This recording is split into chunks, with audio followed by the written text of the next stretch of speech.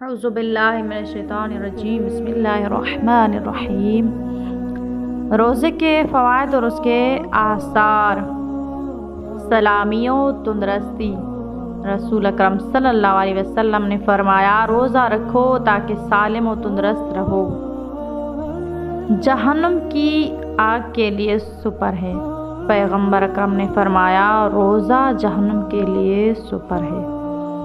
روزے دار کی دعا مستجاب ہے۔ پیغمبر اکرم نے فرمایا، روزے دار جب تک افطار نہیں کر لیتے اس کی دعا مستجاب ہوتی ہے اور گناہوں کی بخشش کا سبب ہے۔ فرشتہ و ملائکہ روزے دار کے لیے دعا کرتے ہیں۔ پروردگار نے اپنے فرشتوں کو موظف کیا ہے کہ روزے دار کے لیے دعا کریں۔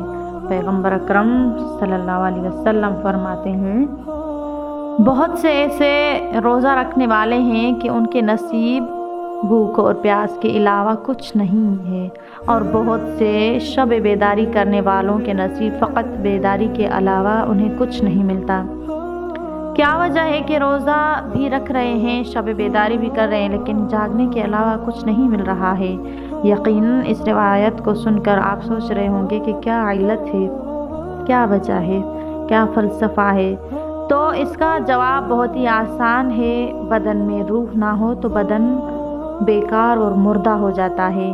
اسی طرح عبادت میں روح عبادت نہ ہو تو عبادت بیکار، بھوک پیاس بیداری کے علاوہ کچھ نہیں ملتا۔